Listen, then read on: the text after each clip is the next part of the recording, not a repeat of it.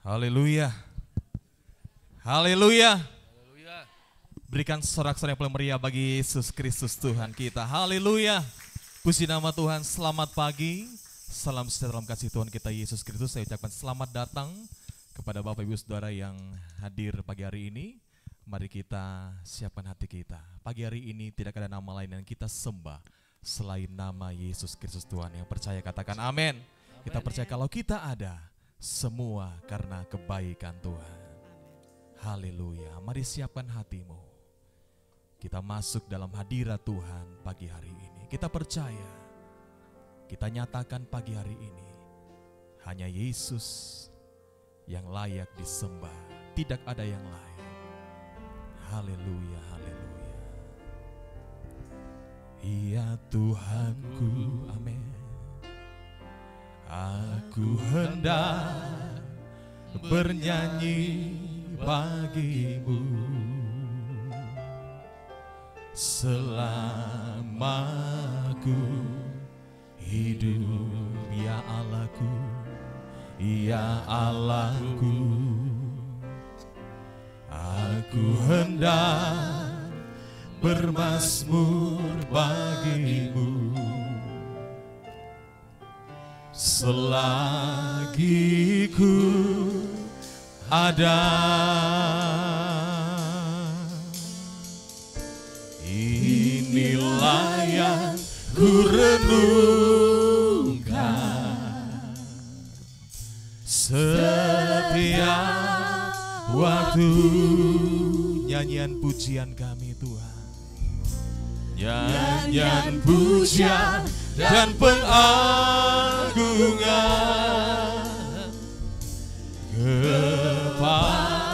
kepadamu. Biarlah manis kau dengar Tuhan, manis kau dengar Tuhan, dan hatiku bersuka karena-Mu. Katakan puji dari awal. Saya jemput kita bagi berdiri dengan iman. Ya Tuhanku, ya Tuhan, ya Tuhanku. Amin. Aku hendak bernyanyi bagimu selama ku hidup, ya Allahku, ya Allahku. Aku hendak bermazmur bagimu selagi ku. Mari dengan iman angkat tanganmu, katakan pujian ini. Inilah yang ku renungkan, inilah yang ku renungkan. Oh haleluya, Jesus. Setiap waktu nyanyian pujian kami kepadamu Tuhan, nyanyian pujian dan pengagungan kepadamu.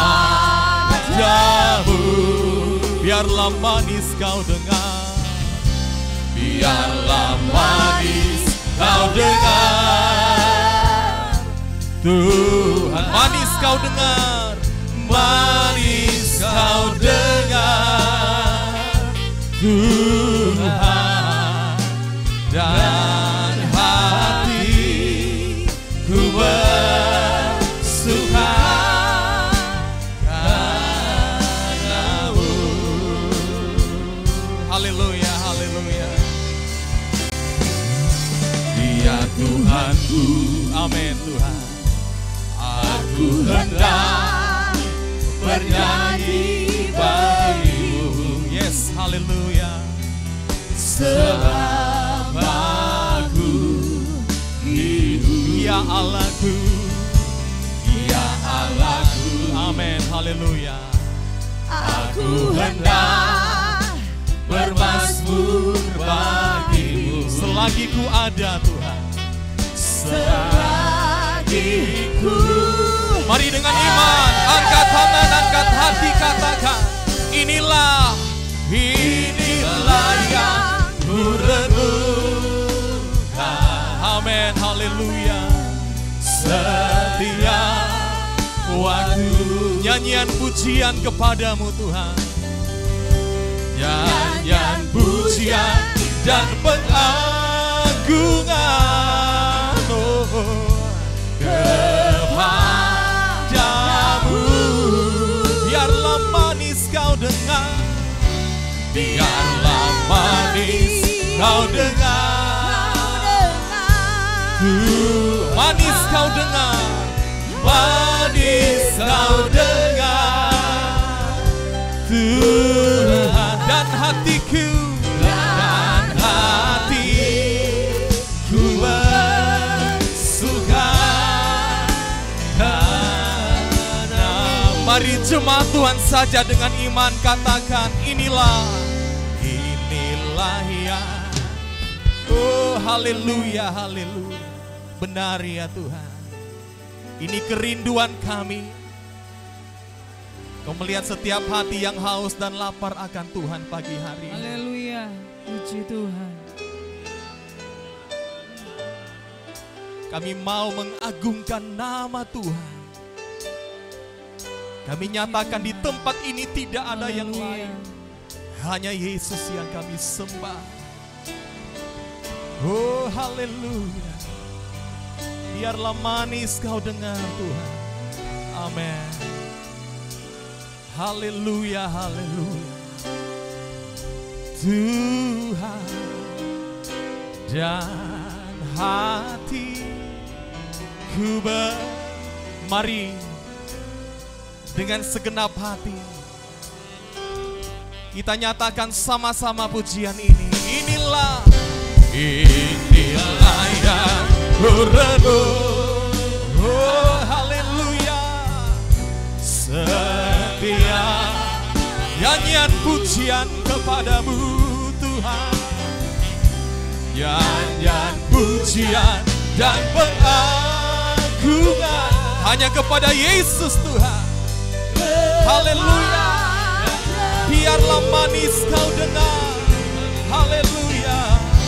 Biarlah manis kau dengar. Oh Tuhan, manis kau dengar Tuhan.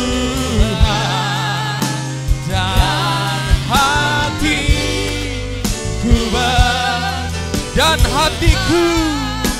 dan hatiku dan hatiku bersuka, dan hatiku bersuka,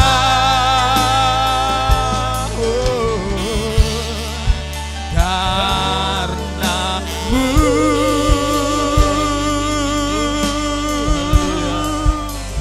Oh haleluya.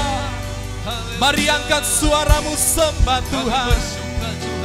Kami datang di hadirat-Mu dengan iman di dalam darah Yesus.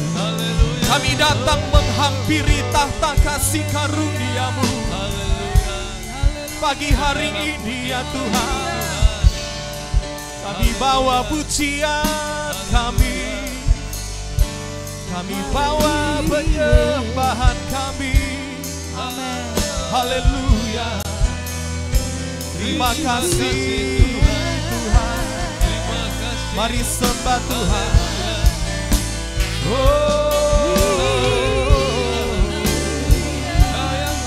Terima kasih Tuhan.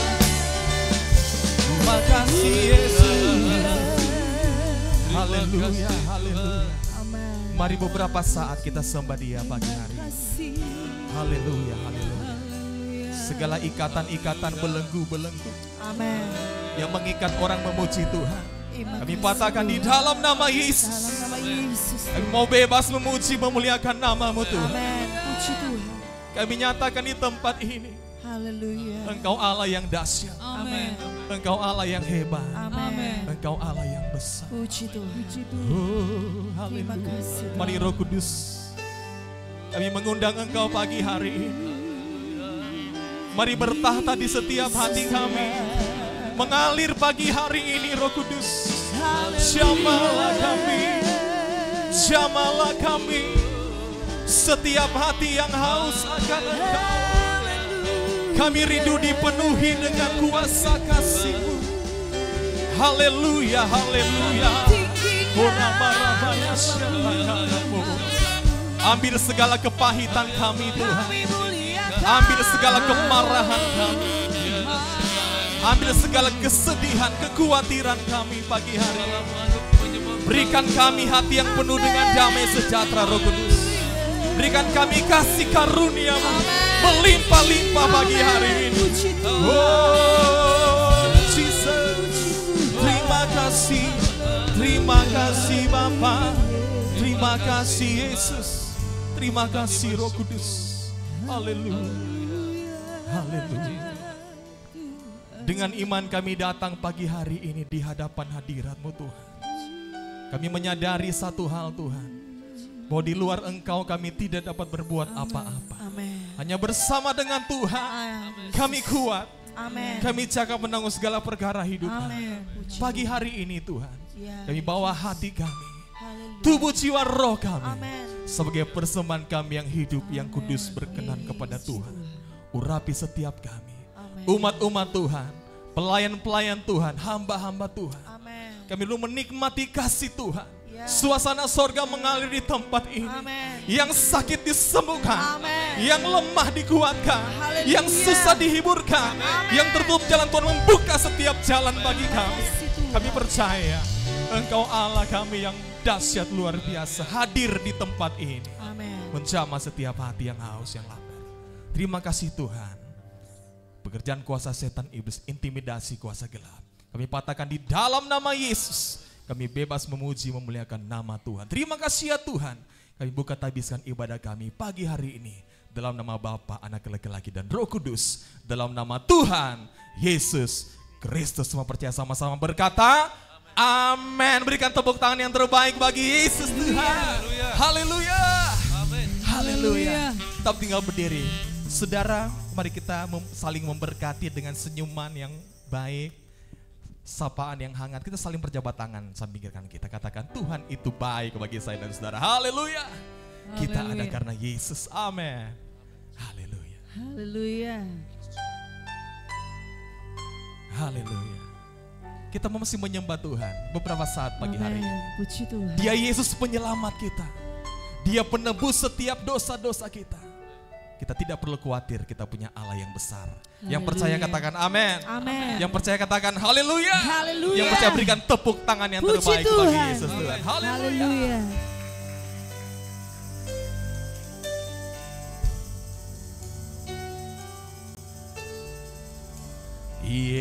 Yesusku, amin. Penyelamatku, tiada yang seperti Engkau, amin. Setiap hari ku memuji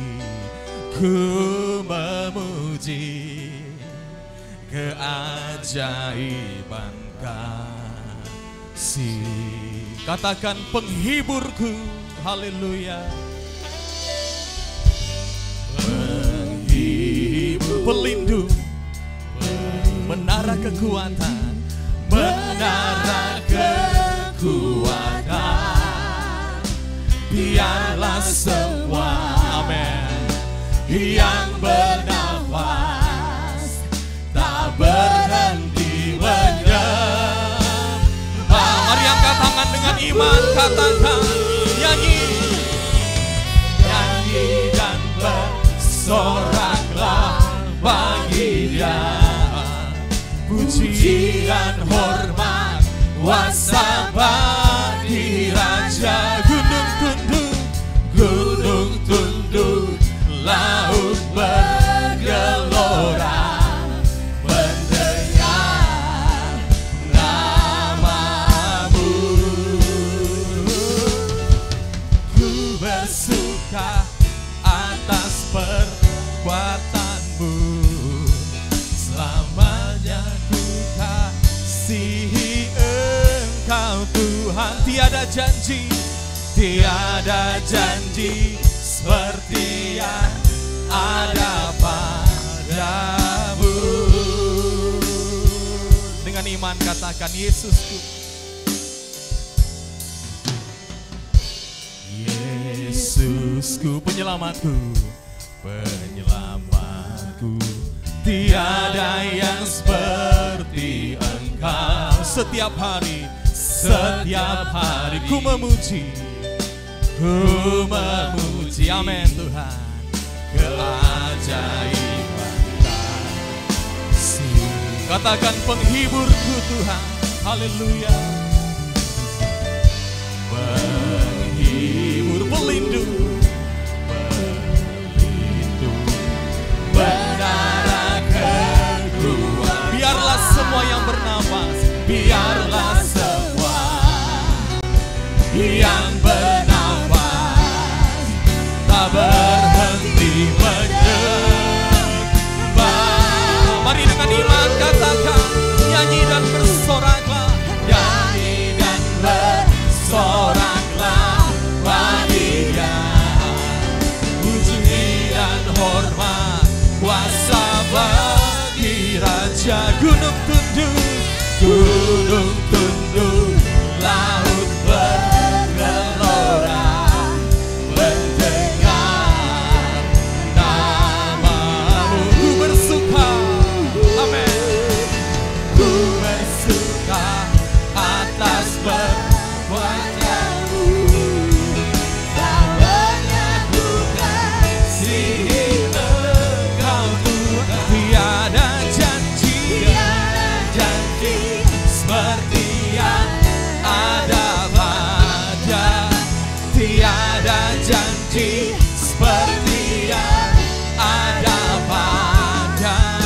Tiada janji seperti yang ada padamu. Haleluya, haleluya, haleluya. Berikan sorak-sorak yang terbaik bagi Yesus Kristus Tuhan kita. Haleluya. Puji nama Tuhan. Puji Tuhan. Haleluya. Kita akan dengarkan persembahan pujian dari seluruh keluarga muda yang ada. Kami persilakan.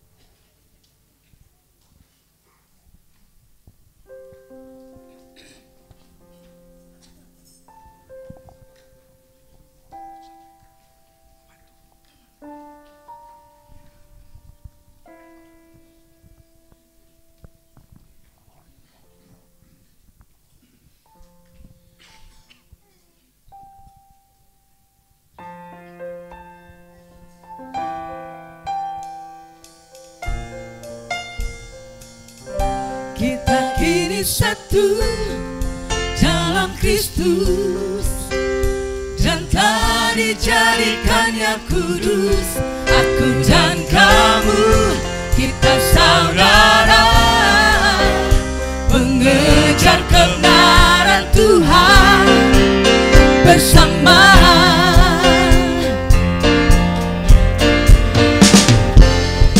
Tuhan memanggil kita masuk dalam rumahnya. Tak peduli asal dan masa lalu,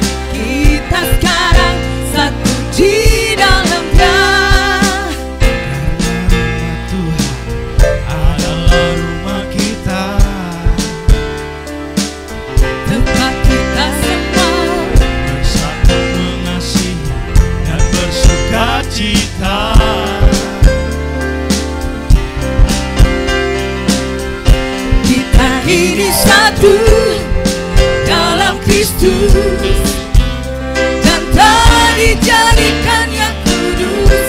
Aku dan kamu, kita saudara, mengejar kebenaran Tuhan. Kita ini satu dalam Kristus, dan telah dijadikan yang kudus. Aku dan kamu, kita saudara, mengejar kebenaran Tuhan bersama.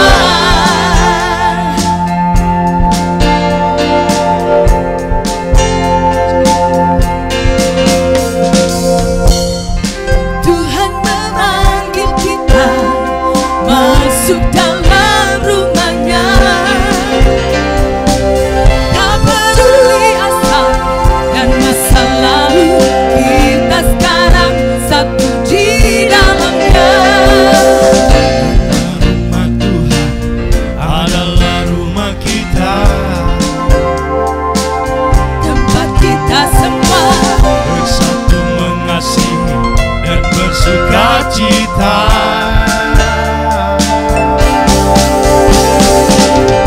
kita ini satu dalam Kristus, dan telah dijadikan yang kudus.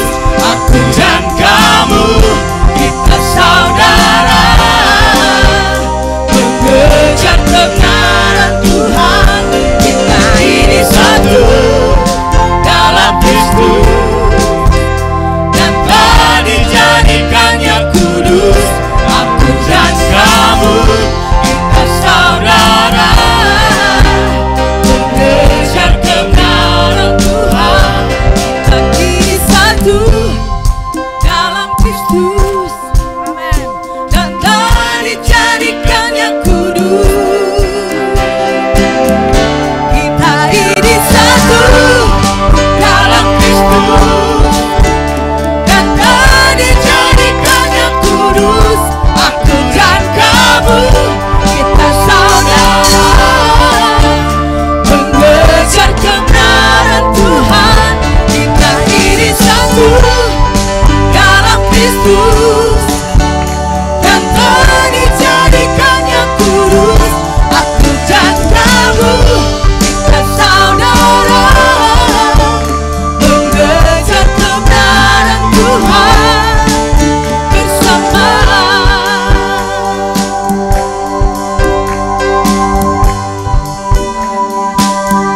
Puji Tuhan.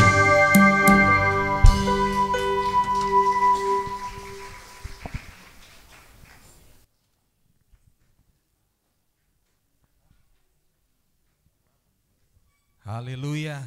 Tuhan memberkati pesan pujian dari seluruh keluarga muda yang ada. Pujiannya mengatakan bahwa kita satu dalam Kristus. Yang setuju katakan amin. Haleluya. Mari berikan salam sekali lagi saat kiri Puji kanan, Tuhan. mengatakan aku dan kamu, kita saudara. Haleluya. Haleluya. Berikan salam. Amin. Kita saudara dalam Tuhan. Kita keluarga dalam Kristus. Puji Yang setuju Tuhan. katakan amin. Amin. Kita bagi berdiri bersama. Haleluya. Kita memuji Tuhan sekali lagi pagi hari ini. Berikan tepuk tangan terbaik. Hanya bagi Yesus Tuhan yang dahsyat, yang hebat, yang luar biasa. Amin.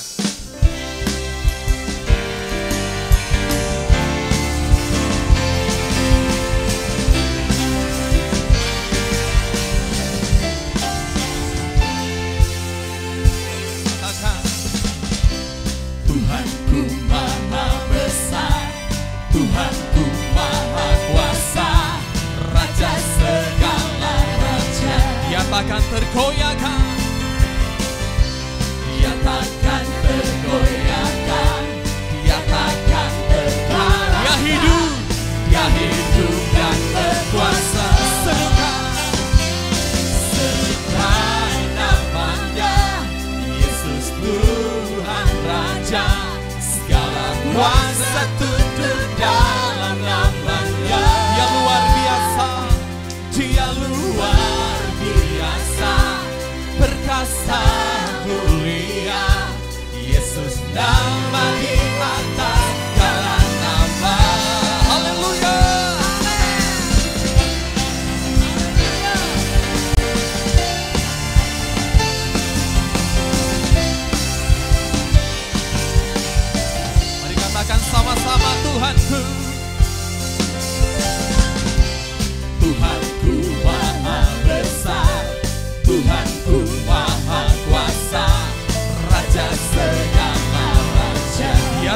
bergoyahkan.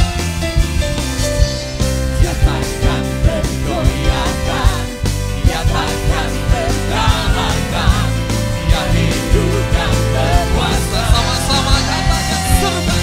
Serukan namanya, Yesus Tuhan Raja, segala kuasa tunduk dalam namanya. Dia luar biasa, Dia luar biasa, perkasa mulia, Yesus nama di atas segala nama.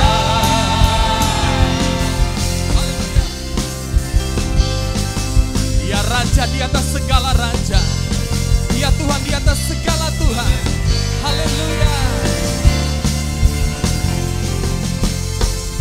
Serukan namanya, Yesus Tuhan Raja, segala kuasa tunduk dalam namanya. Dia luar biasa, Dia luar biasa, perkasa mulia, Yesus nama di atas. sama-sama katakan, serukan.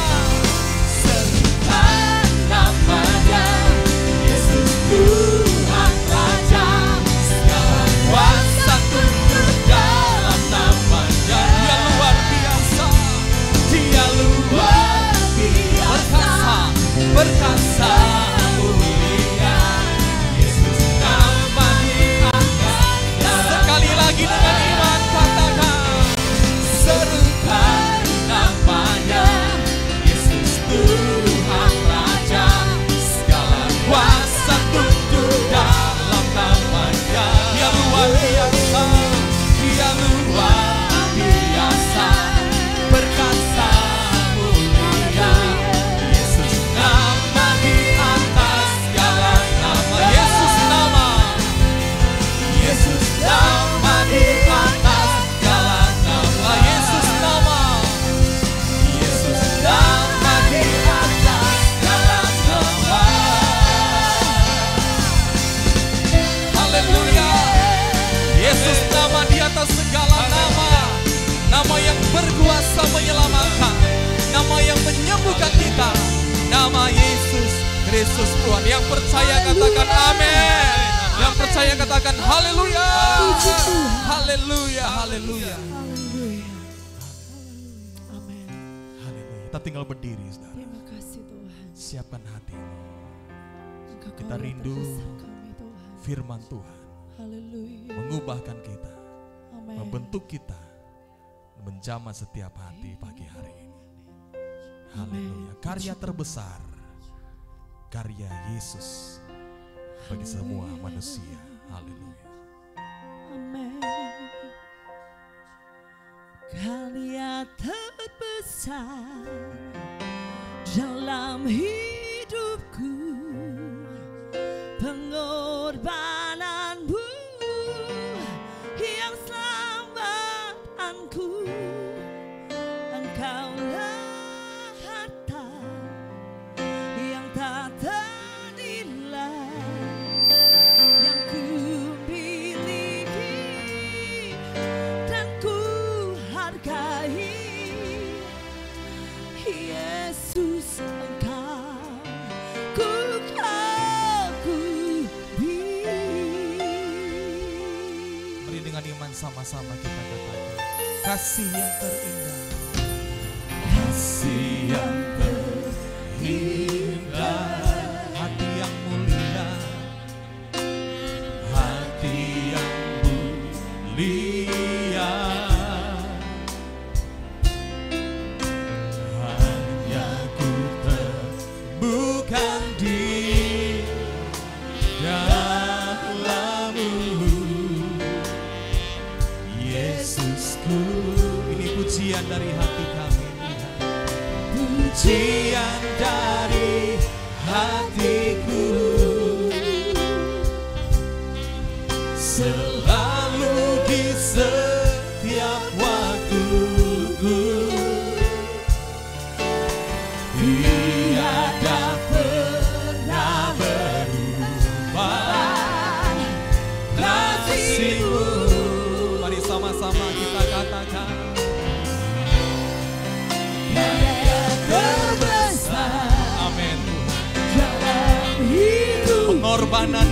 kami Tuhan. Pengorbananku Yes. Yang selamatkan Engkaulah harta yang tidak ternilai bagi kami. yang tak Oh, teringat, haleluya Jesus. yang ku miliki Dan ku hargai Yesus Engkau. Yesus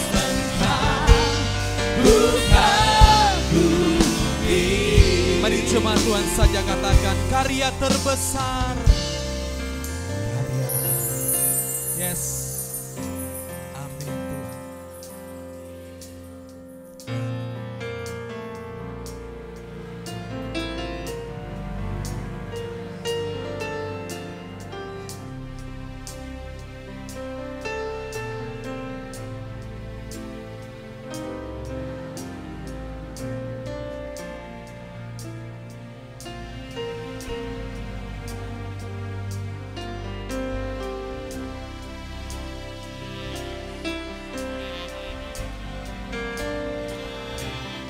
Dengan iman angkat tanganmu sama-sama kita katakan karya terbesar.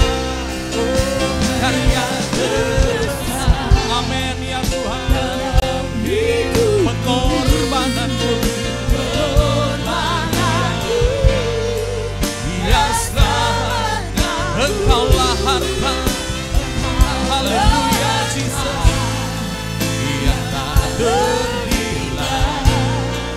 Yang ku miliki dan ku hargai. Yesus Engkau, Yesus Engkau, ku kagum. Sekali lagi karya terbesar. Oh haleluya, karya terbesar. Dengan kasih Bapak Pendeta Yosua Pelabu akan berdoa untuk firman Tuhan hari ini. Yang selamatkanku, yang tak ternilai, yang dan ku hargai. Yesus Engkau, ku kagumi. Yesus Engkau, ku kagumi. Yesus Engkau, ku kagumi. Haleluya. Haleluya. Amin. Amin. Haleluya, haleluya. Engkau Allah tak tertandingi, dari kekal hingga kekal. Engkau yang maha tinggi, Engkau segala-galanya Tuhan. Engkau adalah Allah yang hidup, Allah yang benar, Sang Halik pencipta langit dan bumi, yang maha kuasa, maha hadir dan maha tahu. Dan kami sungguh sangat bangga punya Allah seperti Engkau, yang namanya tiada tara, Yesus Kristus Tuhan kami. Saatnya kami akan dengar firman-Mu Bapa. Kami percaya bahwa Engkau sudah bertata di atas setiap pujian kami. Biar hamba-Mu tinggal dalam urapan yang penuh Bapa. Dan apa yang disampaikan menjadi kebutuhan kami bersama. Kami akan duduk tenang dengar firman-Mu. Di dalam nama Yesus Kristus Tuhan kami. Haleluya. Amin. Injil Markus pasal 2 ayat 1 sampai 12 kita baca. Saya baca ayat yang ganjil, saudara baca ayat yang genap. Markus pasal 2 ayat 1 mulai. Saya baca ayat 1 atau ganjil, saudara baca ayat yang genap. Kemudian sesudah lewat beberapa hari, waktu Yesus datang lagi ke Kapernaum, tersiarlah kabar bahwa ia ada di rumah.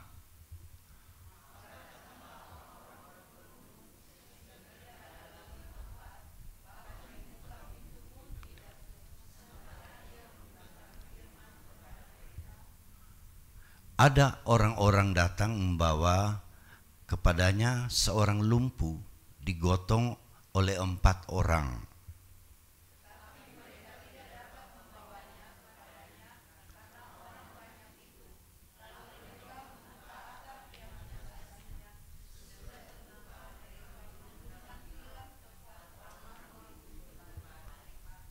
Ketika Yesus melihat iman mereka, berkatalah ia kepada orang lumpuh itu, "Hai anakku, dosamu sudah diampuni."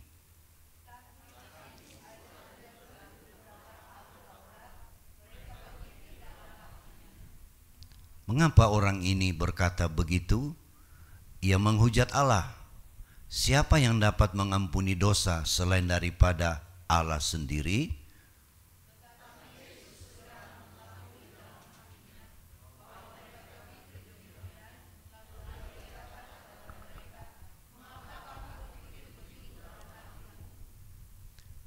Manakah lebih mudah mengatakan kepada orang lumpuh ini, "Dosamu sudah diampuni," atau mengatakan, "Bangunlah, angkatlah tilammu dan berjalan"?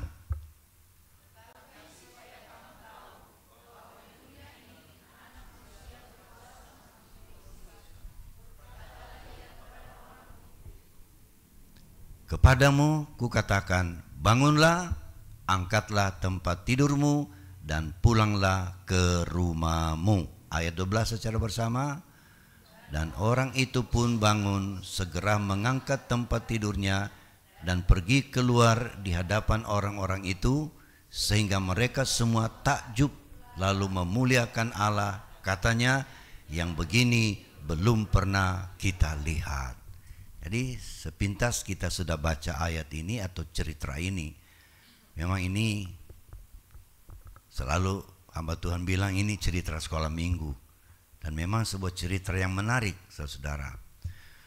Tapi dalam hal ini kita bisa melihat poin-poin yang bisa menjadi perenungan kita dalam kaitannya dengan hidup kita di dunia ini sebagai orang yang percaya, yang kadangkala menghadapi masalah-masalah dan masalah-masalah yang sulit atau pelik, yang kadangkala membuat banyak orang frustrasi, kecewa, kemudian meninggalkan Tuhan. Tapi mari kita lihat apa yang dialami oleh si orang lumpuh ini dalam cerita ini. Yang pertama, kita melihat bahwa Yesus sangat tertarik dengan upaya dari beberapa orang yang menolong sesamanya untuk mendapat kesembuhan. Dalam ayat ini, saudara, kalau kita baca dalam Injil Matius juga menulis ini, dan juga Injil Lukas juga menulis ini, kita tahu bahwa yang menggotong itu adalah 4 orang yang membawa orang lumpuh itu dalam sebuah pertemuan yang mungkin kalau seperti sekarang dikatakan KKR yang dipimpin oleh Yesus sendiri, dengan manusia yang hadir begitu banyak sehingga tidak ada tempat lagi dalam ruangan sampai meluber keluar. Sementara orang lumpuh ini digotong oleh 4 orang. Mereka tidak dapat masuk ke dalam ruangan untuk membawa orang lumpuh ini di hadapan Yesus. Tapi mereka tidak putus harap atau tidak terhenti upaya mereka untuk membawa orang lumpuh ini di hadapan Yesus yang sedang berkhotbah atau memberitakan Injil. Ayat-ayat kita baca di sana, mereka naik ke atap rumah, lalu membuka atap rumah itu, lalu menurunkan orang itu. Dikatakan dalam Injil Lukas, tepat di hadapan Yesus. Ini satu upaya yang kalau hanya diceritakan ya mungkin kita tidak begitu kagum. Tapi kalau kita merenungkan peristiwa itu seolah-olah di depan mata kita, saudara-saudara, ini satu tindakan yang luar biasa sehingga itu menarik perhatian Yesus. Sebab upaya dari keempat orang ini. Yesus tertarik perhatiannya. Sebab 4 orang punya upaya ini lebih daripada upaya-upaya yang lain. Ini sangat menarik, saudara-saudara.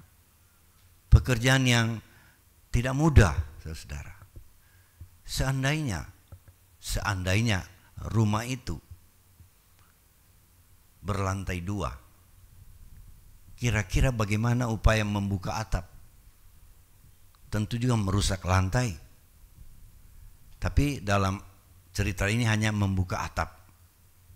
Tapi itu bukan pekerjaan yang mudah, saudara-saudara.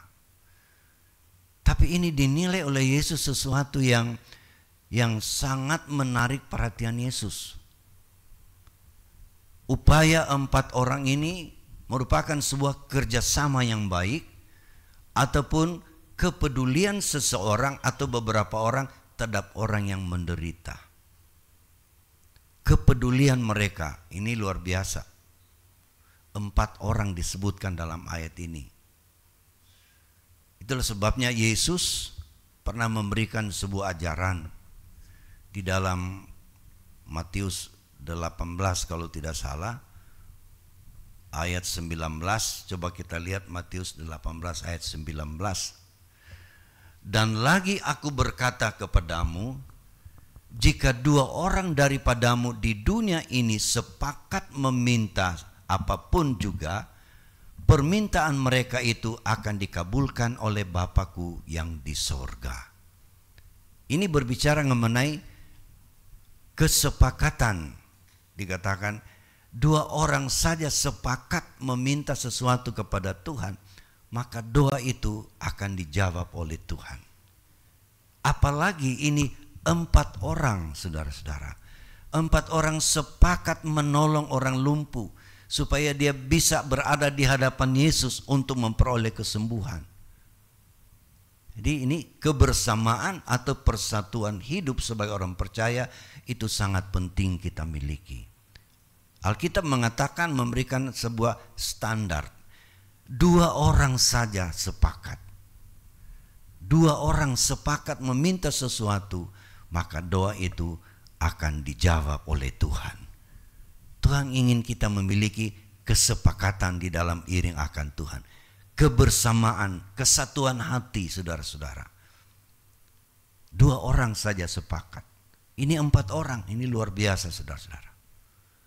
Dan 4 orang ini poin pertama kita lihat adalah kesepakatan, kesehatian. Ini poin pertama yang kita temukan dalam cerita ini. Itulah sebabnya dalam hidup kita di dunia ini perlu mempunyai teman yang sepakat. Ya, tentu dalam rumah tangga yang pertama adalah suami istri. Kemudian bila bertambah keluarga itu ada anak-anak, maka saudara-saudara, lebih banyak hati yang menjadi satu adalah suatu kekuatan rohani bagi kita untuk memperoleh sesuatu daripada Tuhan. Jadi kesehatian kita mengikut Tuhan itu sangat penting. Kesehatian kita dalam beribadah itu sangat penting. Sebab kita lihat ini upaya 4 orang ini dinilai oleh Tuhan Yesus sesuatu upaya yang baik demi menolong orang lain. Puji Tuhan, ini poin yang pertama. Poin yang kedua kita lihat yang menarik perhatian Yesus, bahwa 4 orang ini lakukan tindakan seperti itu. Walaupun harus membongkar atap rumah, saya yakin mereka akan perbaiki rumah itu. Sebab mujizat telah terjadi.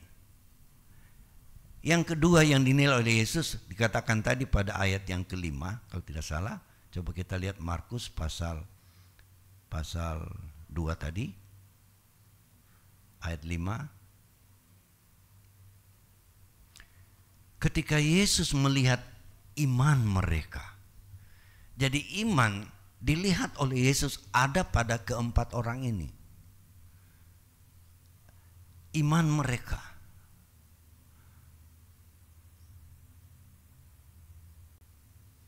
Saya percaya bahwa yang dinilai punya iman ini adalah 4 orang ini.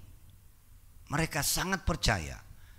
Sehingga upaya apapun mereka lakukan berdasarkan sebuah kepercayaan, saudara, itu mereka lakukan dengan penuh pengharapan. Itulah sebabnya juga Yakobus berkata, iman tanpa perbuatan adalah mati. Kalau kita beriman kepada kebenaran firman Allah, kita punya iman terhadap Tuhan dan Juru Selamat kita, maka kita melakukan sesuatu. Iman akan mati kalau tidak ada perbuatan, saudara-saudara. Jadi iman atau kepercayaan ditindaklanjuti dengan tindakan-tindakan. Seperti kita hadir di sini, itu sebuah tindakan. Kenapa? Kita percaya firman Allah berkata, 2-3 orang berkumpul karena namaku, aku ada di sana. Kita juga percaya anjuran firman Allah dalam Ibrani 10:25, kita jangan lalai berhimpun bersama-sama. Dan kalau kita baca itu sebagai firman yang kita percayai, maka harus ada tindakan. Tindakan kita datang berkumpul, beribadah, memuliakan Tuhan. Jadi Tuhan sangat menilai iman. Dan iman ini penting kita miliki, saudara-saudara. Karena tanpa iman, kalau tidak ada iman, kita tidak diperkenankan Tuhan. Ibrani 11 ayat yang ke-6, coba kita lihat Ibrani 11 ayat yang ke-6. Tetapi tanpa iman tidak mungkin orang berkenan kepada Allah. Sebab barang siapa berpaling kepada Allah, ia harus percaya bahwa Allah ada dan bahwa Allah memberi upah kepada orang yang sungguh-sungguh mencari Dia. Jadi tanpa iman kita tidak berkenan kepada Allah. Sebab kalau kita punya iman, dikatakan kita punya tindakan untuk berpaling kepada Allah. Dan dikatakan di sini kita sungguh-sungguh mencari Dia. Jadi iman ini sangat penting. Saya, saudara dan siapapun harus memilikinya supaya kita berkenan kepada Tuhan. Apakah iman itu? Iman itu Ibrani juga dalam ayat 1 dalam pasal yang sama, kita mundur ke ayat yang 1. Iman adalah dasar dari segala sesuatu yang kita harapkan. Dasar dari segala sesuatu yang kita harapkan. Apa saja yang kita harapkan dari Tuhan, yang kita harapkan kita boleh miliki sebagai kasih karunia Tuhan kepada saya dan saudara. Dikatakan di sini, iman itu adalah dasar dari segala sesuatu yang kita harapkan. Bahkan dikatakan telah menjadi bukti dari segala sesuatu yang tidak kita lihat. Belum kita lihat. Tapi iman itu membuktikan bahwa apa yang kita belum lihat, kelak kita akan terima. Jadi itulah iman, saudara-saudara, yang timbul di hati kita, timbul di dalam kepikiran kita. Iman itu yang harus saya dan saudara miliki tatkala kita dengar firman Allah. Roma 10 ayat 17 berkata, iman itu datang dari mendengar berita firman Tuhan. Jadi kepercayaan kita kepada hal-hal yang dijanjikan Tuhan, bahkan kepercayaan kita kepada Tuhan itu sendiri akan muncul dalam hati kita tatkala kita dengar firman Tuhan.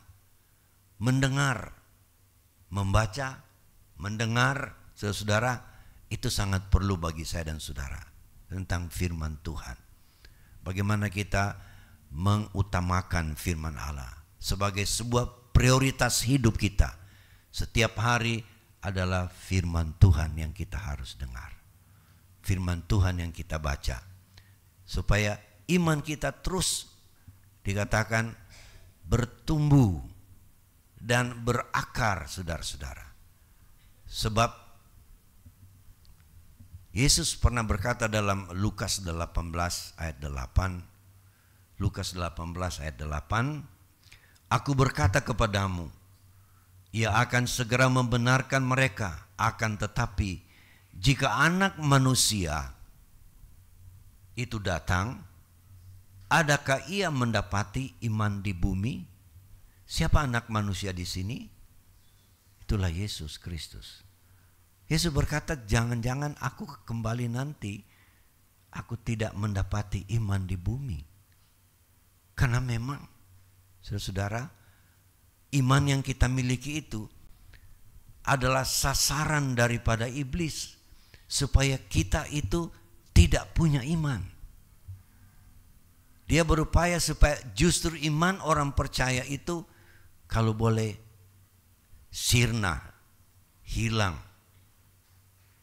Karena itulah Rasul Paulus atas ilham Roh Kudus menulis dalam 1 Timotius 4 ayat yang pertama. Kita lihat 1 Timotius 4 ayat yang pertama. Tetapi Roh dengan tegas mengatakan bahwa di waktu-waktu kemudian ada orang yang akan murtad lalu mengikuti roh-roh penyesat dan ajaran setan-setan. Ini dalam versi terjemahan baru dalam Alkitab. Kalau ke versi lama, terjemahan lama, itu dikatakan gugur dari iman. Banyak orang yang akan gugur dari iman di akhir zaman. Ini dikatakan Roh dengan tegas mengatakan bahwa waktu-waktu kemudian banyak orang yang gugur dari iman. Artinya orang akan kehilangan iman. Kenapa iman bisa gugur, saudara? Sebab memang targetnya iblis itu menghalangi manusia untuk datang kepada Allah. Dan dia berupaya supaya iman kita itu menjadi lemah. Karena iman bagaikan sebuah lengan yang kita bisa ulurkan untuk menerima sesuatu dari Tuhan. Jadi percaya kita, saudara-saudara. Itulah sebabnya tadi pagi kami anjurkan dalam perjamuan Tuhan, seperti yang ditulis oleh Yudas, bahwa hari-hari terakhir atau akhir zaman ini dikatakan banyak orang yang akan meninggalkan keyakinan dan kepercayaannya. Coba kita kembali ke Yudas pasal 1 karena ada cuma satu pasal. Yudas pasal 1, kalau kita bisa lihat di dalam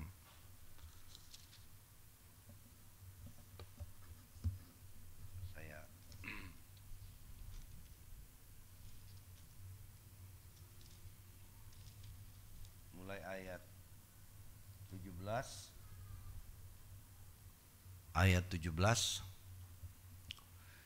Tetapi kamu saudara-saudaraku yang kekasih, ingatlah akan apa yang dahulu telah dikatakan kepada kamu oleh rasul-rasul Tuhan kita Yesus Kristus. Tetapi ayat 18, sebab mereka telah mengatakan kepada kamu menjelang akhir zaman. Menjelang akhir zaman akan tampil pengejek-pengejek yang akan hidup menuruti hawa nafsu kefasikan mereka. Kita akan menghadapi manusia-manusia yang menjadi pengejek. Mengejek orang percaya, mengejek kita yang percaya kepada Yesus Kristus. Saudara-saudara, ejekan mereka itu dengan bertujuan supaya kalau dapat kita kehilangan iman. Mereka mengejek apa gunanya ibadah misalnya. Mengapa percaya manusia dijadikan Tuhan. Yesus dijadikan Tuhan, dia akan manusia. Banyak ejekan dan olokan seperti itu. Kenapa percaya kepada Tuhan yang mati? Mereka tidak mengerti kenapa Yesus bisa mati, saudara-saudara. Tapi kalau kita memahami kebenaran-kebenaran firman Allah, ejekan itu akan tidak mempan, saudara. Amin. Tidak akan mempan karena kita punya pegangan firman Tuhan. Jadi kita akan mendapat ejekan-ejekan, dikatakan yang menurut hawa nafsu kefasikan manusia di akhir zaman. Ayat berikut 19.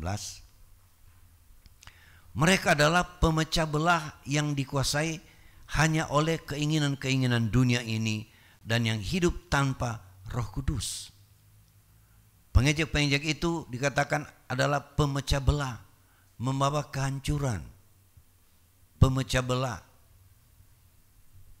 merusak hubungan-hubungan, saudara-saudara, rumah tangga, hubungan kekeluargaan, hubungan sebagai jemaat Tuhan.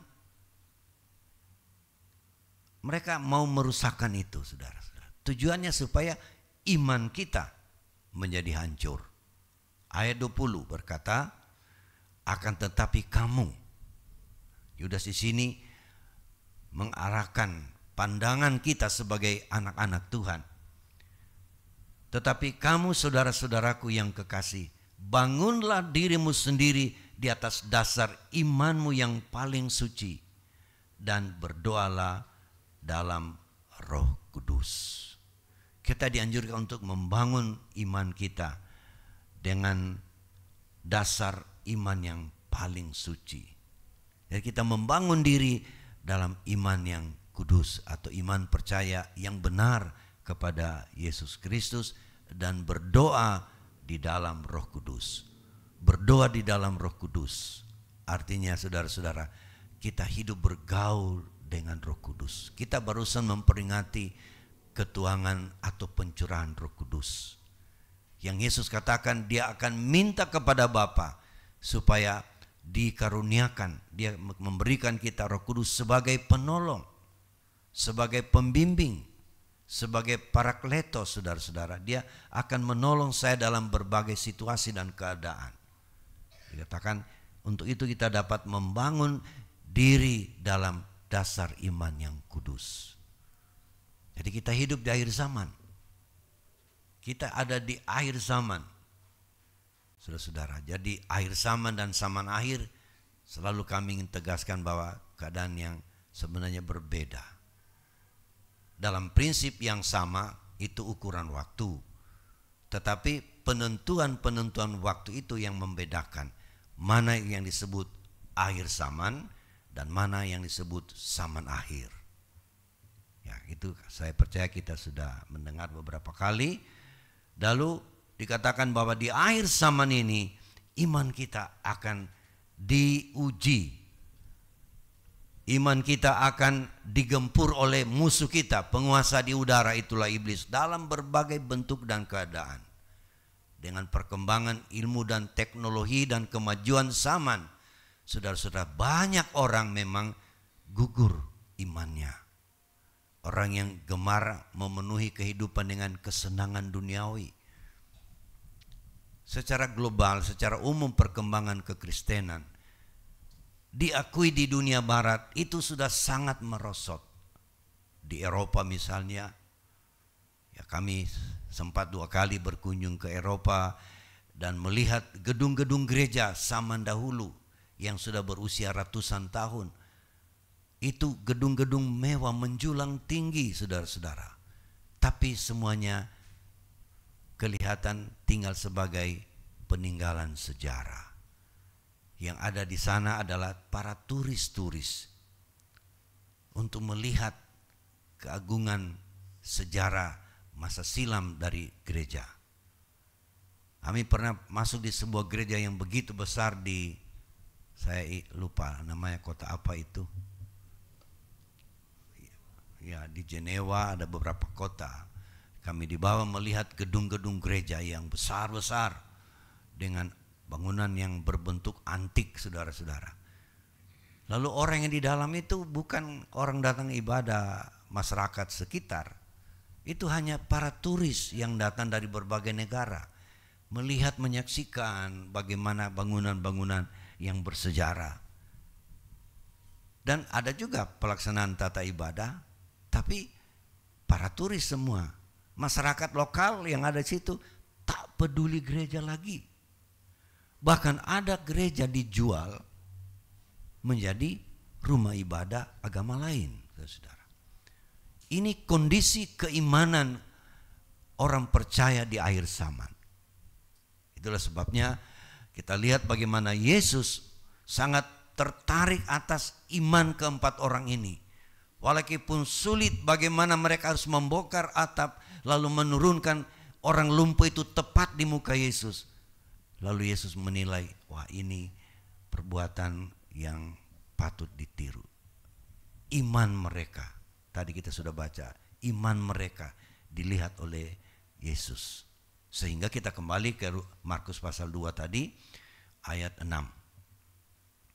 Kita lihat ayat 6, Markus pasal 2. Tetapi di situ ada juga duduk beberapa ahli Taurat. Mereka berpikir dalam hatinya, lanjut, mengapa orang ini berkata begitu? Ia menghujat Allah. Siapa yang dapat mengampuni dosa selain daripada Allah sendiri? Jadi waktu Yesus melihat iman keempat orang ini yang membawa orang yang lumpuh, saudara-saudara, maka apa yang Yesus katakan kepada orang lumpuh itu? Dosamu sudah diampuni. Jadi belum kesembuhan, saudara-saudara. Dosa dulu diampuni. Jadi ini poin yang ketiga yang Yesus sampaikan menjadi bahan perenungan kita, bahwa perlunya kita mengalami sebuah pengampunan dari segala dosa kita. Orang sakit ini sebenarnya yang dia butuh adalah kesembuhan. Tetapi mengapa Yesus katakan lebih dahulu dosamu sudah diampuni? Karena memang ada penyakit, saudara, itu berkaitan dengan dosa, perbuatan. Jadi dosa perlu diselesaikan. Coba kita lihat dalam Mazmur 107 mungkin ayat 20. Disampaikannya firman-Nya dan disembuhkannya mereka. Diluputkannya mereka dari liang kubur. 21. Biarlah mereka bersyukur kepada Tuhan karena kasih setianya, karena perbuatan-perbuatannya yang ajaib terhadap anak-anak manusia. Biarlah mereka mempersembahkan korban syukur dan menceritakan pekerjaan-pekerjaannya dengan sorak-sorai. Jadi kesembuhan itu berdasarkan firman Tuhan. Disampaikannya firman-Nya, disembuhkannya mereka. Yang sakit ini kita lihat, kita mundur tadi Mazmur 107 ayat 17, 18, 19 mungkin. Ya, 17. Ada orang-orang menjadi sakit oleh sebab kelakuan mereka yang berdosa. Jadi ada penyakit yang memang ditimbulkan karena ada dosa yang kita lakukan. Menjadi sakit oleh sebab kelakuan mereka yang berdosa. Itulah sebabnya tadi Yesus katakan kepada orang lumpuh ini, dosamu sudah diampuni. Sebelum kesembuhan diberikan, Yesus selesaikan dosanya. Saudara. Manusia tidak ada yang tidak berdosa. Sudah menjadi ayat firman Tuhan yang kita hafal. Bahwa tidak ada manusia yang benar lagi di hadapan Tuhan sejak manusia yang pertama Adam dan Hawa jatuh dalam dosa. Semua generasinya sudah dalam dosa. Dan dosa ini tentu dalam hidup manusia beragam, bercorak ragam perbuatan. Dan ukuran besar kecilnya, saudara. Ada orang buat dosa begitu banyak kelakuannya yang menyakiti hati Tuhan. Dan kita lihat ini adalah kelakuan mereka itu yang berdosa, membuat orang disiksa di dalam segala kesalahan-kesalahan mereka. Ayat 18. Mereka muak terhadap segala makanan dan mereka sudah sampai pada pintu gerbang maut. 19. Maka berseru-serulah mereka kepada Tuhan dalam kesesakan mereka, dan diselamatkannya mereka dari kecemasan mereka. Jadi kalau yang menderita sakit berseru-seru, minta kepada Tuhan disembuhkan, diselamatkan, pasti Tuhan mendengarnya. Asalkan seperti kasus yang kita renungkan malam ini, seperti orang yang lumpuh. Ada 4 orang yang penuh iman dan percaya bahwa Yesus akan berbelas kasihan. Pada waktu orang lumpuh itu tepat diturunkan di depan Yesus, Yesus berkata, dosamu sudah diampuni. Jadi penyelesaian dosa dalam hidup kita itu penting. Ini merupakan PR kita setiap hari, agar masalah dosa dan kesalahan diselesaikan dengan Tuhan, supaya kita menjalani sebuah kehidupan yang berkemenangan di dalam Tuhan. Bisa bilang amin, saudara? Ya. Coba kita lihat Rasul Yohanes berkata dalam 1 Yohanes 1 mulai ayat yang ke-6. Jika kita katakan kita beroleh persekutuan dengan Dia, namun kita hidup dalam kegelapan, kita berdusta dan kita tidak melakukan kebenaran. 7. Tetapi jika kita hidup di dalam terang sama seperti Dia ada di dalam terang, maka kita beroleh persekutuan seorang dengan yang lain, dan darah Yesus anaknya itu menyucikan kita daripada segala dosa. Jadi persekutuan akan terjadi dalam hidup kita, baik persekutuan sesama saudara, persekutuan sesama umat manusia, apatah lagi bersekutu dengan Tuhan Yesus. Itu bisa terjadi jikalau dosa kita diselesaikan. Bagaimana jalan dosa diselesaikan? Diampuni. Hanya Tuhan yang sanggup mengampuni dosa, saudara. Jadi waktu Yesus berkata kepada orang lumpuh tadi, dosamu sudah diampuni, para ahli Taurat yang sudah ada juga mendengar di situ, pikiran mereka berkata, siapakah orang ini? Begitu lantang atau lancang mengatakan mengampuni dosa. Hanya Allah yang bisa mengampuni. Itu pikiran mereka, saudara, karena mereka tidak mengenal siapakah Yesus. Yesus itu adalah Allah yang berinkarnasi menjadi manusia untuk datang ke dunia menyelesaikan dosa umat manusia. Itu mereka tidak kenal. Sampai hari ini orang Yahudi kebanyakan tidak percaya itu.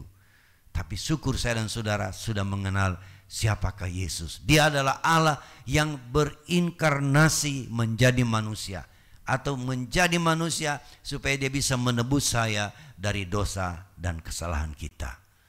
Haleluya. Jadi para ahli Taurat itu mengatakan ini penghujatan terhadap Allah. Cuma Allah yang bisa mengampuni dosa umat manusia. Lalu apa Yesus katakan, saudara? Kita kembali ke Markus pasal 2 tadi. Ayat 7. Markus pasal 2. Mengapa orang ini berkata begitu? Ia menghujat Allah. Siapakah yang dapat mengampuni dosa selain daripada Allah sendiri? 8. Tetapi Yesus segera mengetahui dalam hatinya bahwa mereka berpikir demikian. Lalu ia berkata kepada mereka, mengapa kamu berpikir begitu dalam hatimu? 9.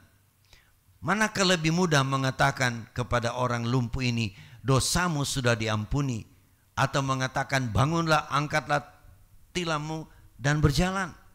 10. Tetapi supaya kamu tahu bahwa di dunia ini Anak manusia itulah Yesus Kristus berkuasa mengampuni dosa.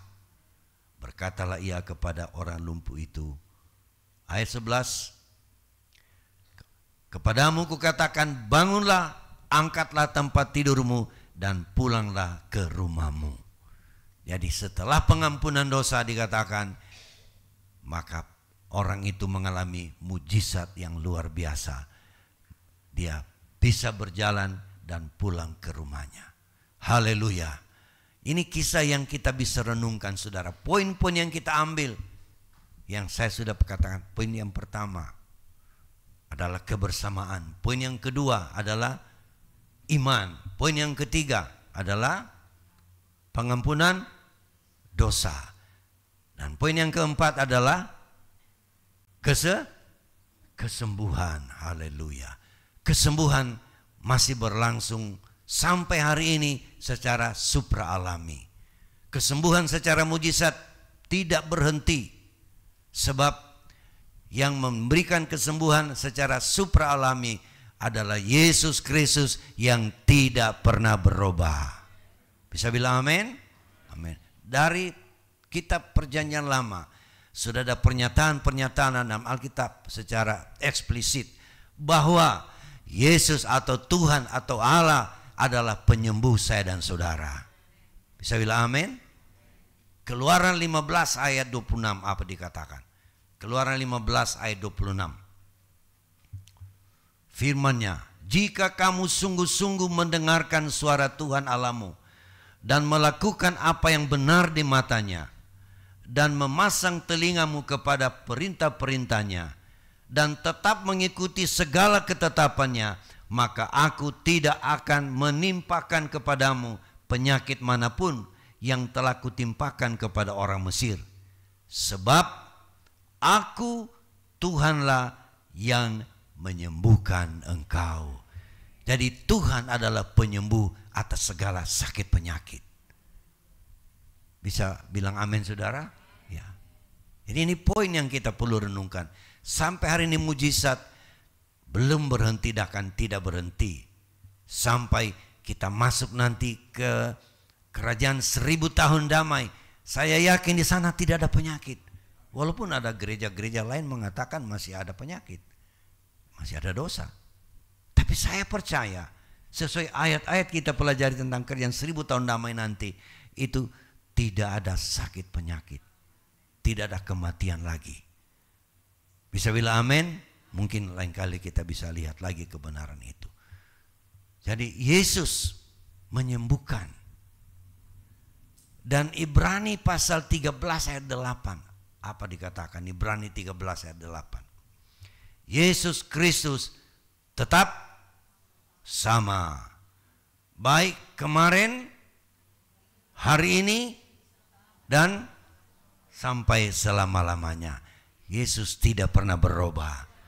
Kesembuhan tetap bisa berlaku bagi setiap orang. Tapi iman harus muncul. Hidup kudus di hadapan Tuhan harus kita miliki. Dosa kita harus diampuni. Dan kesembuhan akan terjadi. Bisa bilang amin? Haleluya.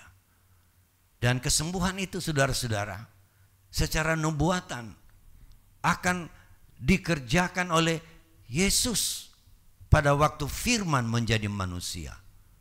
Dalam Yesaya 53 dikatakan di sana, Yesaya mendapat dorongan Roh Kudus untuk menulis tentang Yesaya 53, tentang Yesus yang akan menjadi penyembuh kita, menjadi penyelamat kita. Dan berita itu adalah berita yang sukar dipercaya, sulit dipercaya oleh manusia yang tidak punya iman. Yesaya 53 ayat pertama berkata, siapakah yang percaya? Dan kepada siapakah tangan kekuasaan Tuhan dinyatakan? Ini berita yang Yesaya akan tulis dalam pasal 53. Ini berita yang sukar dipercaya. Jadi siapakah yang percaya? Ini sebuah pertanyaan.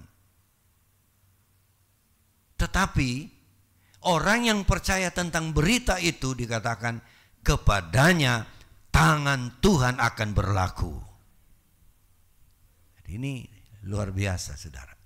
Itu sebabnya mendengar firman Tuhan perlu kita simak baik-baik. Sebab kalau kita memahaminya, dia akan membangkitkan sebuah kepercayaan di hati kita. Dan kepercayaan itu menghasilkan hasil yang di luar kemampuan nalar manusia yang biasa. Selalu ada di dalam hal yang luar biasa. Itulah mujizat. Jadi berita yang saya mau sampaikan. Berita apa itu saudara-saudara? Kita lompat saja supaya lebih cepat. Ayat 3. Yesaya 53 ayat 3 mulai. Ia dihina. Ini sudah menuju kepada Yesus. Yang firman akan menjadi manusia. Itulah Yesus. Ia dihina dan dihindari orang. Seorang yang penuh kesengsaraan dan yang biasa menderita kesakitan.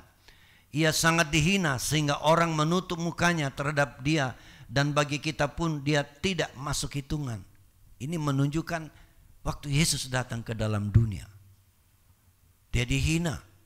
Dikata-katai anak tukang kayu. Seorang yang gila. Seorang yang kerasukan setan. Saudara-saudara, padahal dia adalah Allah yang menjadi manusia. Tapi apa yang dia derita saudara, apa yang dia alami seperti ini.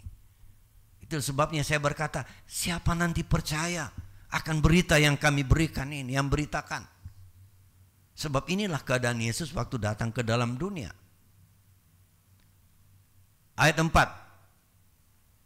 Tetapi sesungguhnya penyakit kitalah yang ditanggungnya. Haleluya. Dia datang sebagai manusia untuk menanggung sakit penyakit kita. Percaya firman Allah, saudara? Ya. Tentang sakit penyakit itu, Yesus datang untuk menanggungnya, untuk memikulnya, saudara-saudara. Dan kesengsaraan kita yang dipikulnya, padahal kita mengira dia kena tulah, dipukul dan ditindas Allah. Ayat 5, lebih jelas lagi ayat 5. Tetapi dia tertikam oleh karena pemberontakan kita. Dia diremukan oleh karena kejahatan kita. Ganjaran yang mendatangkan keselamatan bagi kita ditimpakan kepadanya. Dan oleh bilur-bilurnya kita menjadi sembuh. Saya bilang amin, saudara. Mempercayai firman ini dikatakan, kita akan mengalami satu hal yang luar biasa, adalah mujizat. Kesembuhan, haleluya. Oleh bilur-bilurnya kita menjadi sembuh. Oh, puji Tuhan. Yesaya menulis ini kurang lebih 700 tahun lebih. Ada yang menulis 712, ada yang menulis 722. Itu perkiraan tahun penulisan. Begitu jauh, saudara. 700 tahun lebih lagi Yesus akan datang. Yesaya sudah menulis ini. Ini seperti berita yang luar biasa. Apa benar apa tidak? Kalau surat kabar di dunia ini diterbitkan setelah kejadian atau setelah peristiwa terjadi. Paling cepat ya 1-2 jam peristiwa terjadi, sudah ada pemberitaan. Sudah ditulis dalam surat kabar. Tetapi firman Allah luar biasa, belum terjadi sudah ditulis lebih dahulu. Dan tidak meleset, saudara-saudara. Tidak meleset. Pada waktu Yesus sudah datang ke dalam dunia, dia lahir di kandang binatang, dibesarkan selama umur 30 tahun baru dibaptis. Setelah dibaptis dia penuh Roh Kudus, lalu dia berjalan kemana saja, dia mengusir setan dan menyembuhkan orang sakit. Jadi 700 tahun lebih sudah ditulis, dan kemudian faktanya ada. Coba kita lihat dalam Matius 8. Matius 8, kira-kira kita lihat ayat 15. Mundur 14. Setibanya di rumah Petrus, Yesus pun melihat ibu mertua Petrus terbaring karena sakit demam. Ini sudah Yesus sudah lahir, Yesus sudah dibaptis, Yesus sudah penuh Roh Kudus dan mulai menginjil. Pergi di rumah mertua dari Petrus, mama mantunya Petrus. Ditemukan di sana, ibu itu sakit demam. Ayat 15, maka dipegangnya tangan perempuan itu, lalu lenyaplah demamnya. Ia pun bangunlah dan melayani dia. Mujizat terjadi, saudara-saudara. Kesembuhan. Ini menopang tadi dalam Markus pasal 2. Mujizat terjadi. Haleluya. Kesembuhan terjadi kepada orang lumpuh, kepada mentua Petrus. Kesembuhan terjadi. Yesus lakukan ini, sudah kenyataan. Tadi 700 tahun menunjuk nanti akan datang Yesus yang menyembuhkan penyakit. Dan ini sudah sedang terjadi. Puji Tuhan. Bisa bilang amin? Yesus tidak berubah. Kemarin, hari ini, dan selama-lamanya. itu mujizat bisa berlaku bagi kita. Siapa saja, janji Tuhan tidak pernah berubah. Puji Tuhan, puji Tuhan, haleluya. Petrus berkata dan menulis. Ini lebih luar biasa lagi kita lihat. 2 Petrus 2 ayat 24.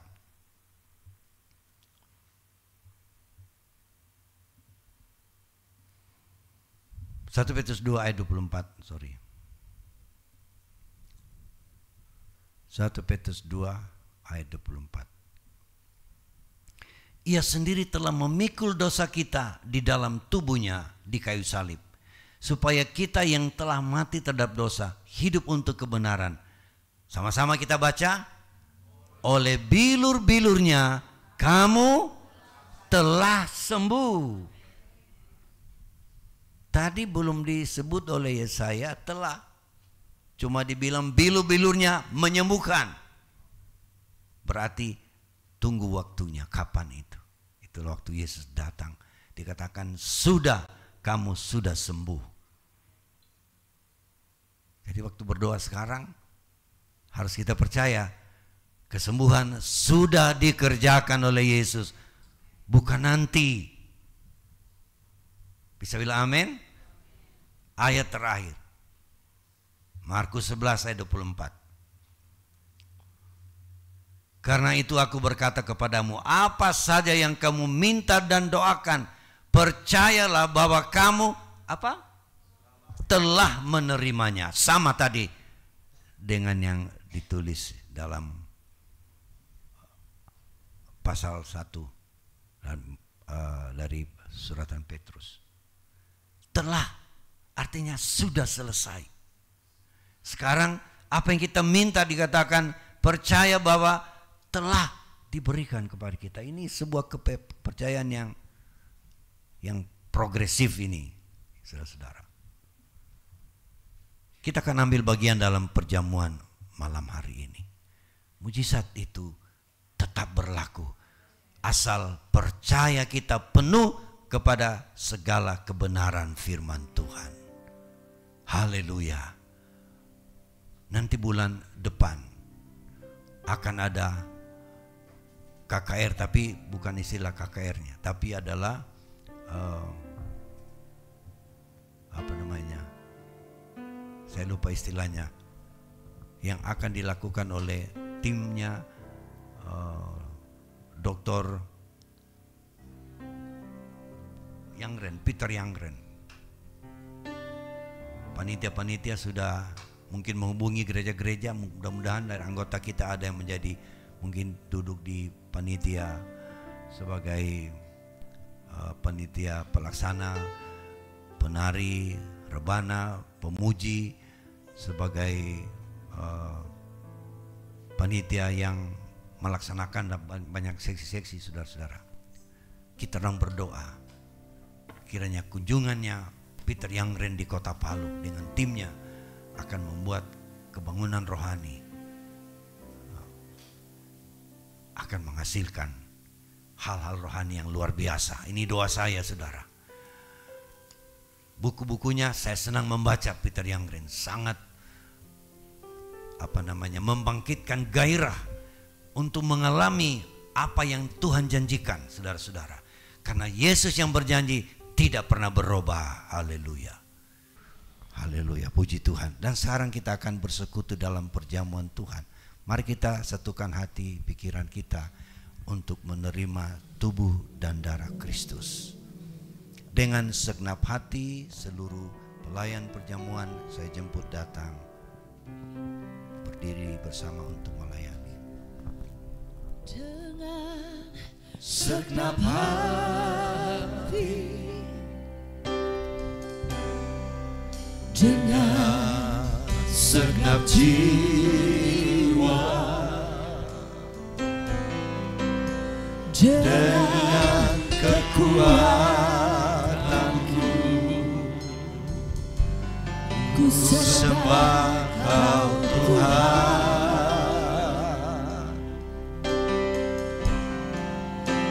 Dalam kekudusanmu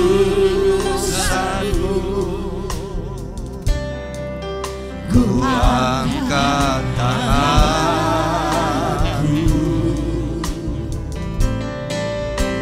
ku rindu selalu dalam hadiratmu. Sebab Engkau yang kudus,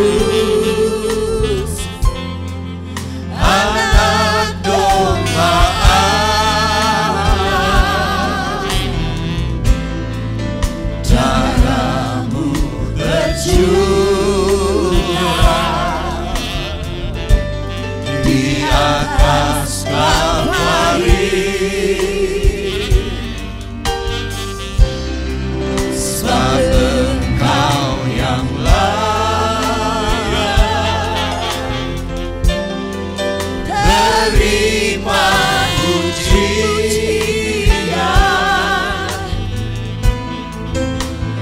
hormat dan kuasa sekarang dan selamanya. Terima kasih Bapa di sorga, kami telah mendengarkan firman-Mu, di mana Engkau sangat memperhatikan iman kami ya Tuhan, yang dapat menghasilkan mujizat dan kuasa pertolongan Tuhan. Pada saat ini kami akan mengambil bagian dalam persekutuan perjamuan Tuhan. Layakkan kami untuk menerimanya, dan setiap kami yang hadir pada saat ini menikmati persekutuan denganmu, dan di dalamnya kami percaya kuasa Tuhan mengalir dalam setiap kehidupan kami. Kami siap menyambut perjamuan Tuhan di dalam nama Yesus Kristus Tuhan kami. Haleluya. Amin. Terus kita lakukan pujian ini.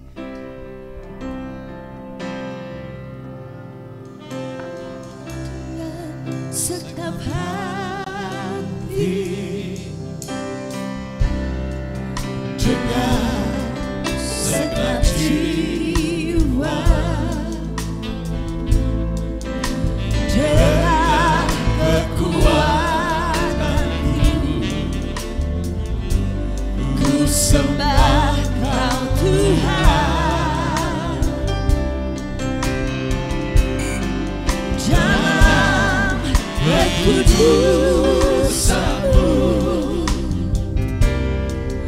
ku angkat tanganku, ku rindu selalu dalam hadirat-Mu. Sebab Engkau yang kudus, Anak Domba Allah, darah-Mu tercurah di atas Kalvari. Sebab Engkau yang layak terima pujian,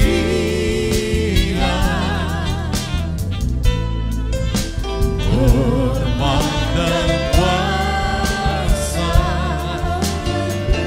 sekarang dan selamanya.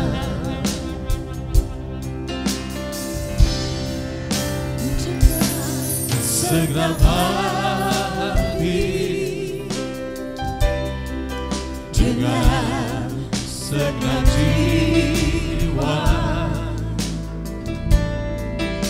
dengan kekuatanku,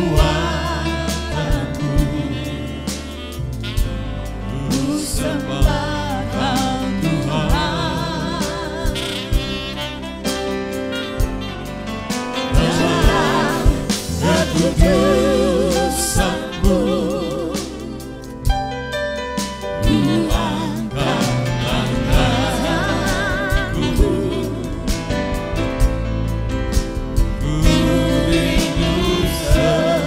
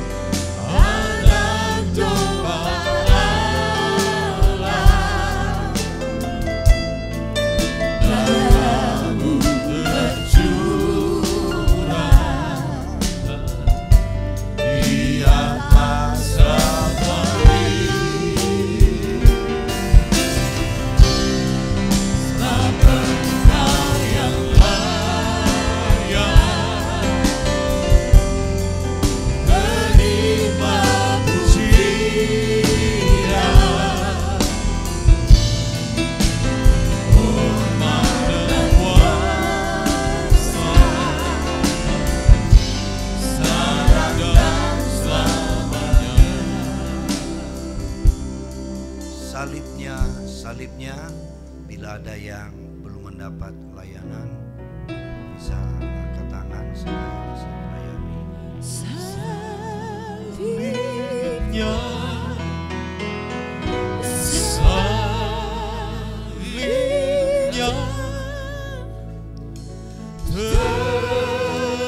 teramat mulia,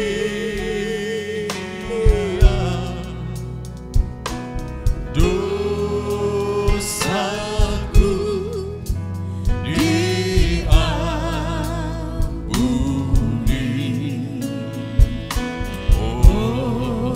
oleh darah Yesus. Salibnya,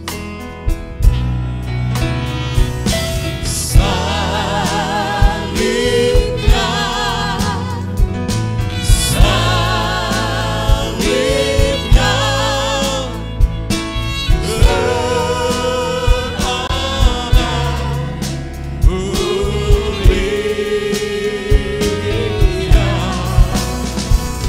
mulia, dosaku diampuni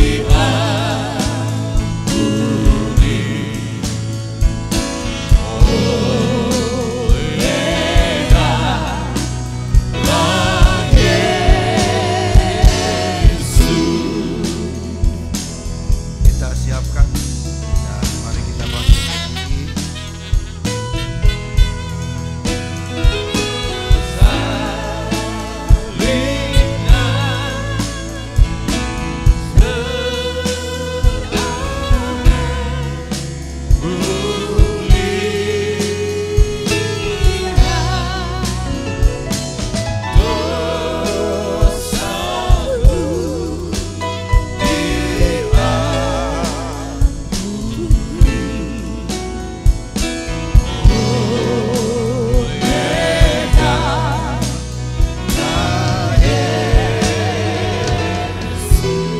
Dengan roti di tangan kanan kita, kita mengangkat bersama-sama.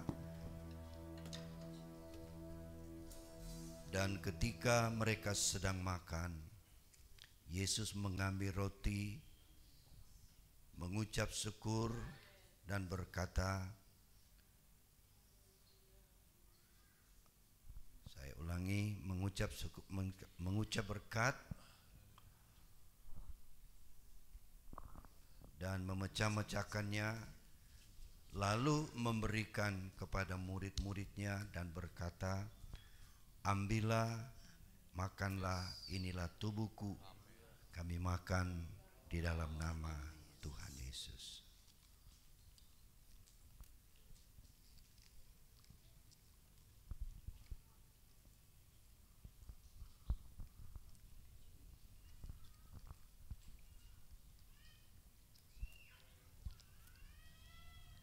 Puji Tuhan.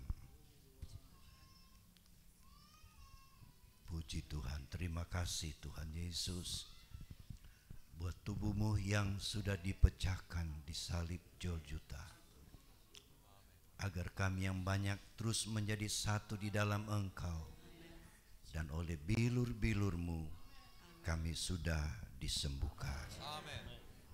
Kita mengangkat cawan dengan tangan kanan kita.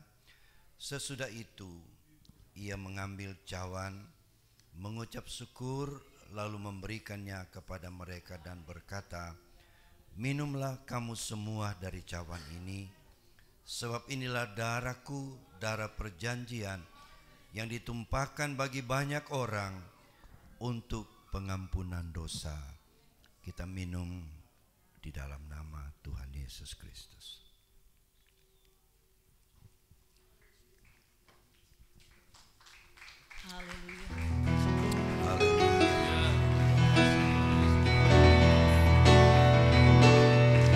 Terima kasih Tuhan Yesus. Haleluya, haleluya. Terima kasih.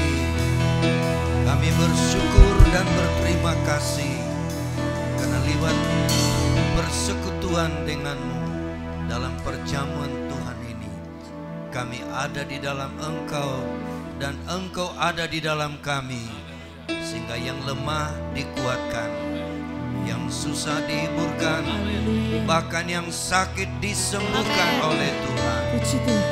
Terima kasih Bapa di surga, terpujilah namamu. Kami percaya kami telah diberkati oleh Tuhan, jasmani dan rohani kami, lewat kebenaran firman yang sudah disampaikan. Berkati hamba firman-Mu ya Tuhan, dimanapun dia berada, memakai dia untuk menjadi saluran berkat bagi banyak orang-orang yang percaya kepada Tuhan. Umat Tuhan pagi hari ini akan memberikan korban persembahan. Balas berkat setiap pengorbanan umat-umat-Mu, balas berkat berlipat kali ganda. Di dalam nama Yesus Kristus kami sudah berdoa. Haleluya. Amin. Puji Tuhan. Sementara peralatan kita dikumpulkan, kita siapkan persembahan yang kita akan bawa ke depan, mulai dari barisan tengah ini, kemudian pindah ke barisan kanan saya, lalu di sebelah kiri untuk membawa persembahan ke depan. Kita sambut pengorbanan dengan satu pujian yang sudah disiapkan.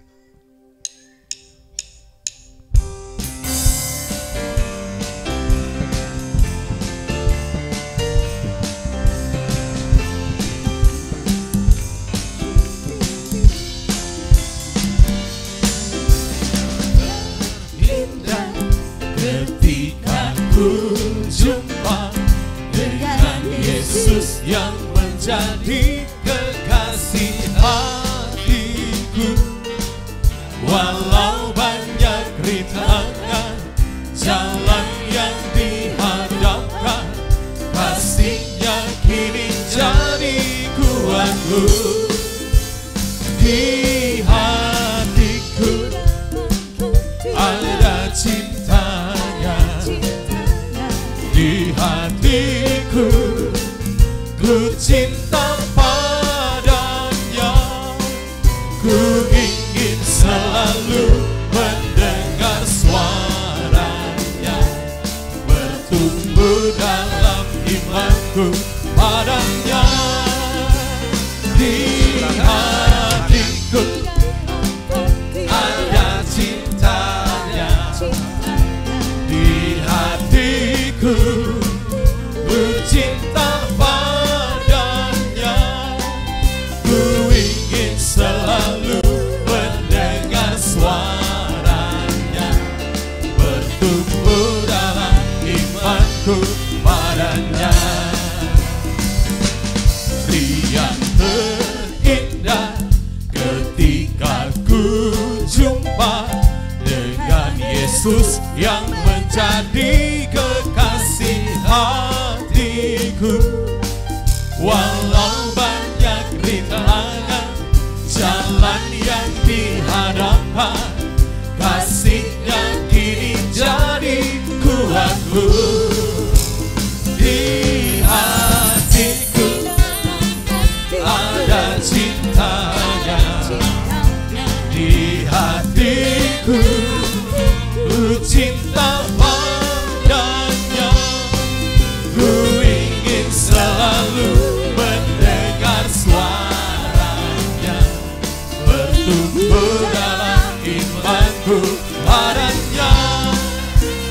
Di hatiku ada cinta-Nya, di hatiku ku cinta padanya. Ku ingin selalu mendengar suaranya, bertumbuh dalam imanku padanya. Bertumbuh dalam imanku padanya. Bertumbuh dalam imanku, bertumbuh dalam imanku, bertumbuh dalam imanku padanya.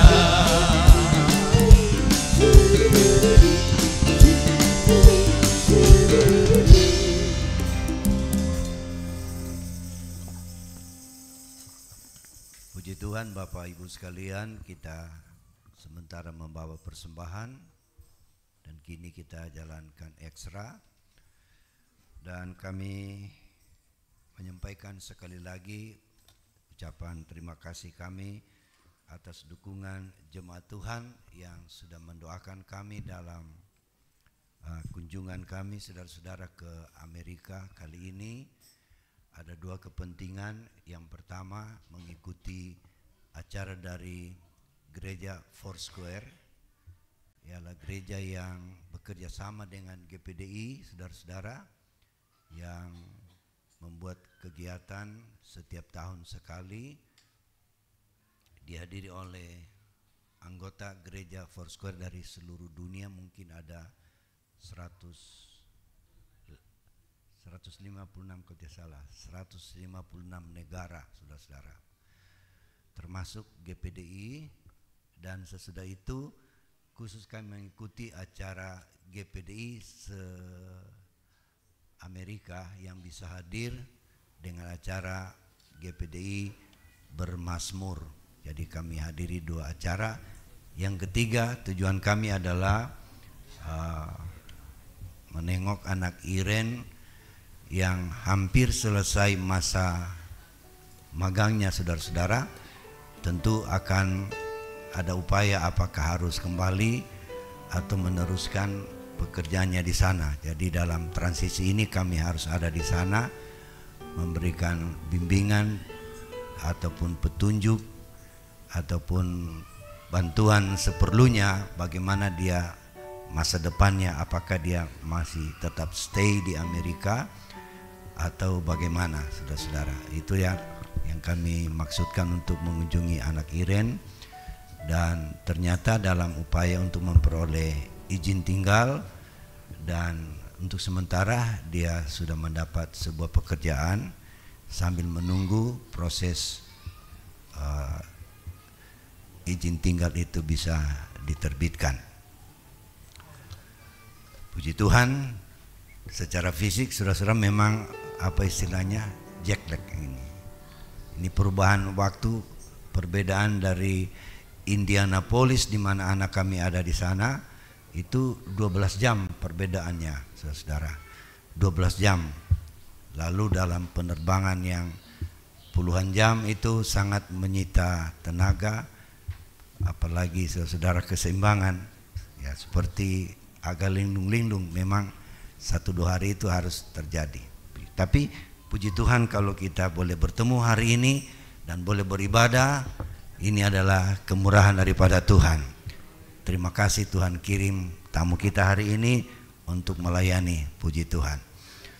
Lalu untuk kegiatan kita, saudara-saudara, pada minggu yang berjalan, kami lihat di sini bahwa besok atau sebentar sore ibadah yang kedua yang juga masih disertai dengan perjamuan Tuhan.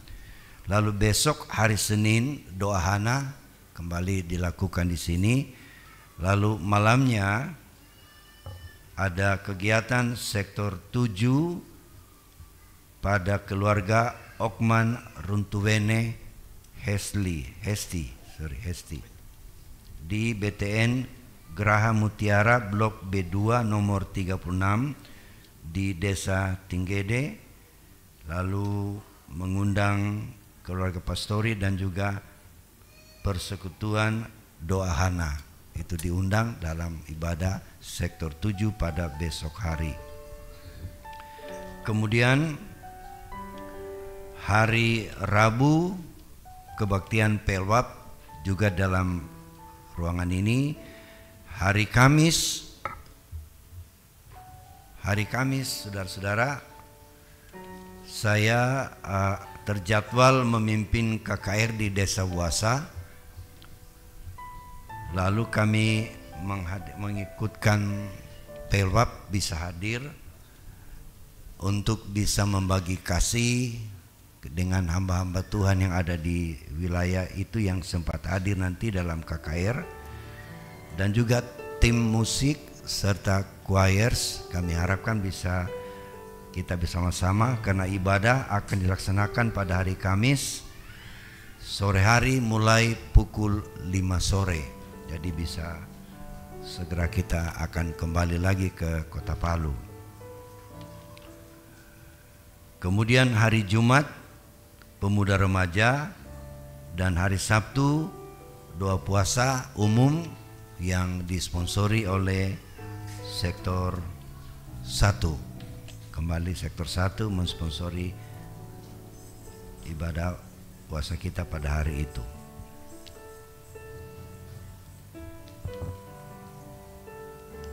Kemudian untuk pemuda remaja, di sini ada undangan, bisa diambil nanti untuk koordinasi dengan seluruh keluarga atau Perprap wilayah Palu.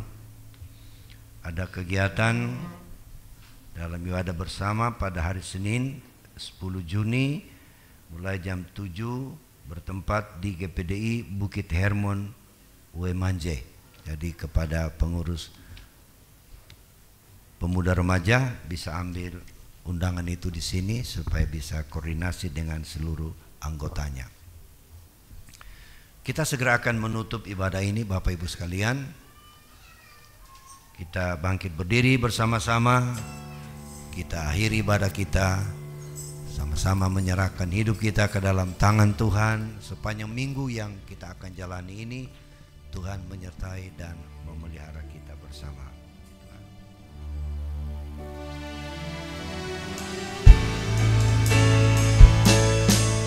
Mulutku penuh dengan pujian kepadamu ya Yesus Tuhan. Sepanjang hari ku beri penghormatan kepadamu ya Allahku. Mulutku penuh dengan pujian kepadamu ya Yesus Tuhan. Sepanjang hari ku beri penghormatan kepadamu ya Allahku. Sepanjang hari ku beri penghormatan kepadamu ya Allahku. Sepanjang hari ku beri penghormatan kepadamu ya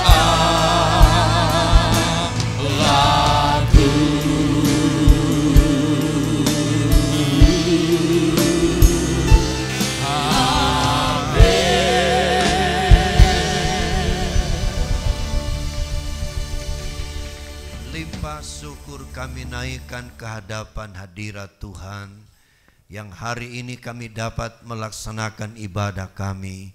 Sempurnakanlah ibadah ini ya Bapa, kiranya menjadi ibadah yang menyenangkan hati Tuhan, yang membuat berkat-Mu akan menjadi bahagian kami.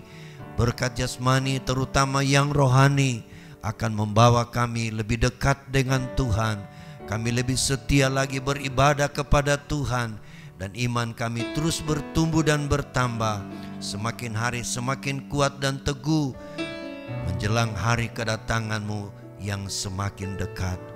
Berkati seluruh jemaat eklesia Tuhan, baik yang sudah hadir pagi hari ini maupun nanti pada sore hari, biar kami dapat berbakti bersama-sama, menyatukan hati, memuliakan dan membesarkan nama Tuhan. Terima kasih yang tidak sempat hadir karena berhalangan, apakah itu sakit penyakit. Kami percaya Yesus Kristus adalah tabib penyembuh kami. Kuasa-Mu tidak pernah berubah, dahulu, sekarang, sampai selama-lamanya. Terima kasih Bapa.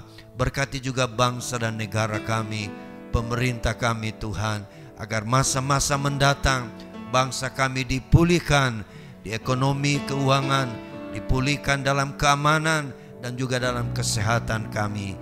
Terpujilah akan Tuhan. Kami percaya Tuhan sudah memberkati kami. Itulah sebabnya kekasih-kekasihku, dengan menadahkan tangan kita kepada Tuhan, kita akan kembali ke tempat kita masing-masing, membawa berkat dan nikmat dari Allah Bapa, kasih sayang dari Tuhan Yesus, perlindungan pengentaran pimpinan oleh kuat kuasa Roh Kudus menyertai kita sekalian mulai pagi hari ini sampai hari Maranatha, Yesus kembali kali yang kedua. Haleluya. Yang percaya berkata amin. Selamat pagi menjelang siang. Tuhan memberkati kita.